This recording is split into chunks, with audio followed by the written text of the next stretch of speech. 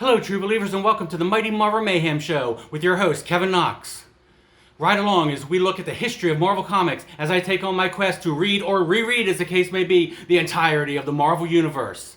We'll have fun, we'll have games, we'll have comics, we'll have movies, we'll have cartoons, we'll even have special guest stars.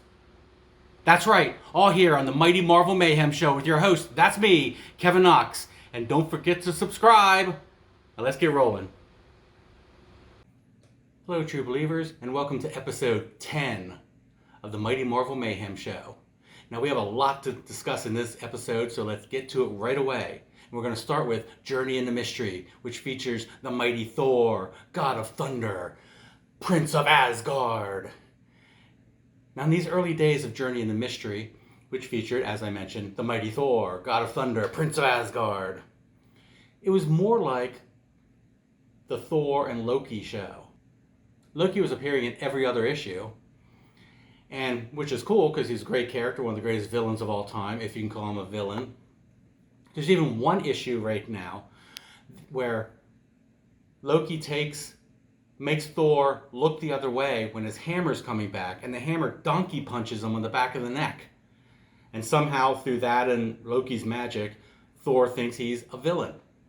And Thor and Loki go on a rampage across the earth, killing people left and right, destroying the Leaning Tower of Pisa and the Empire State Building and the Statue of Liberty and the Eiffel Tower and the Great Wall of China and the Taj Mahal and all this stuff. Now Odin sees this and steps in and takes care of business because he's, the All-Father. And then Thor is hit on the head again. Not a donkey punch this time, just hit on the head, and he realizes, hey, I'm a good guy. What are you doing to me, Loki? Then Odin uses his magic to make everything better again, and no one remembers anything that happened. People come back to life. Statues and buildings come back up. Quite convenient. A little too convenient. But anyway, everything's made better, and Thor's the good guy again. Now also at this time, we get to meet Thor's mommy. We already met Daddy in Odin. Now we get to meet Mommy, who is Frigga. Now, back in these days, she was called Frigga, the CK, instead of Frigga with two G's. She's actually based on Frigga from Norse mythology. Now, the thing is, we only get to see her in one single panel, and it's the back of her head. She's standing beside Odin and Heimdall. What an auspicious beginning to Frigga. Now, we will see her later, and we'll see this face. But for right now, it's just the back of her head. Now, as I was saying, this is pretty much the Thor and Loki show, but there are other villains that pop in every once in a while, and one of them is the Radioactive Man. Now, the Radioactive Man isn't exactly the A-list villain, but, he does become a big problem for Thor over the years and becomes a major villain in the Thor lore. So now, let's cut from Journey into Mystery over to Strange Tales. Now, Strange Tales, like Journey into Mystery, was an anthology series that became a superhero comic. And it became a superhero comic in issue 103 when the Human Torch decided he wanted a solo career. So we get the Human Torch, and speaking of A-list villains, he's not exactly fighting the A-list villains. He's not getting Doctor Doom or the Puppet Master or Namor. Well, he does get Namor in one issue, but for the most part, he's getting B and C-list celebrities. Now, one of them that's almost an A-lister, maybe a B-plus lister, is the Wizard. Now, the Wizard will become a big deal against the Fantastic Four as he forms the Frightful Four. But he made his debut in Strange Tales against the Human Torch, and now he returns in an issue. Who does he have with him? He has Paste Pot Pete. That's right, Paste Pot Pete with his little pot of paste. That's pretty awesome, I think. He's the greatest character of all time. And by greatest character of all time, I mean he's a big joke, but I love Paste Pot Pete and his pot of paste. Okay, so we get those guys returning. We also get an annual where we see the Human Torch battling Spider-Man. Now, this is a relationship that's going to become a big thing.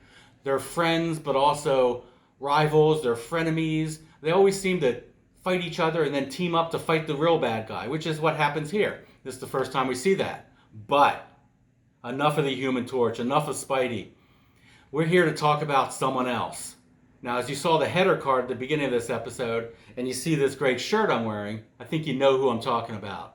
Yes, it's See, last episode, I was talking about Iron Man battling a guy named Doctor Strange. Now, he was just this one-and-done villain that would never appear again. But Stan Lee liked the name. So he, along with artist Steve Ditko, the same team that gave us The Amazing Spider-Man, they gave us Doctor Strange, Master of the Mystic Arts. Now, this isn't really an origin story, so we don't know much about Strange at this time. We don't even know his first name, Steven, yet. Shh. Not supposed to know that yet. But this is where the character started. He becomes one of my all-time favorite characters. I can't wait to delve into him when he gets bigger and better stories. This is where he all started in Strange Tales number 110. Now, there's two more comics I want to talk about here before we end this episode, but neither one is really in the shared Marvel continuity. They're not hanging out with the Fantastic Four or the Hulk or the Submariner or Spider-Man or any of these people. No, the first one is Sergeant Fury and his Howling Commandos, which has issue 1 at this time period. But it takes place in World War II, as Sergeant Fury and his Howling Commandos are fighting the Nazis. Now, the series will run through the 1970s, with a lot of the later issues being reprints and stuff like that. But it's important because that Sergeant Fury in there is, of course, going to become Nick Fury, Agent of S.H.I.E.L.D., who will start appearing in Strange Tales in less than a year from this time period. And of course, he'll become the head of S.H.I.E.L.D. and all that stuff. So eventually he will be. But right now, he's in Sergeant Fury and the Howling Commandos, taking place in World War II. Now, the other comic here takes place even further back. It takes place in the Old West. It's the Two Gun Kid. Now, Western series were huge in the 50s and in the early 60s. They started fading out when the superheroes came back into vogue, but they were huge in the 50s.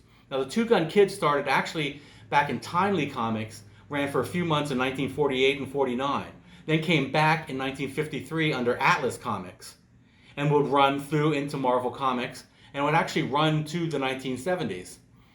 Now, the original Two Gun Kid was a guy named Clay Harder, but in 1963, with issue number 60, his creators, who of course were Stan Lee and Jack Kirby, decided to retcon the whole thing, and they retconned poor Clay Harder out of existence. See, in issue 60, we find out that Clay Harder was just a character in a series of pulp western novels. And it's these pulp western novels and the character of Clay Harder that made Matt Hawkins, or Matt Hawk, as he was sometimes called, become the real-life Two Gun Kid. They even gave him a mask to fit in with like the superhero genre, even though it took place in the Old West. Now, as I said, it ran till 1977. Tons of issues. The later issues would be a lot of reprints, including the old Clay Harder ones, reprinted with a mask to make him look like Matt Hawkins. But after 1977, when the series was canceled, through time travel, the Two Gun Kid came to the present day and into the Marvel Universe just like Nick Fury did, although he didn't do it with time travel. And he even became a mighty Avenger for a short period of time. That's right. So there we go. This episode, we got Journey into Mystery with Thor and Loki. We got Strange Tales with the Human Torch and Doctor Strange. We have Sergeant Fury and his Howling Commandos and the Two Gun Kid, all right here. That's it for this episode. Now, the next episode is going to be a very special episode. We have an interview with an honest-to-goodness superhero. You're going to want to see that. Right now, I'd like to thank you for watching this episode. If you liked it, give it the old thumbs up. And also, what did you think? Scroll down and let me know in the comments. And as always, if you don't already subscribe to the Mighty Marvel Mayhem Show with your host, Kevyn Knox, that's me. And why don't you already? But if you don't, click on that subscribe button. You know you want to. The more the merrier. Well, that's it, gang. See you in the funny pages.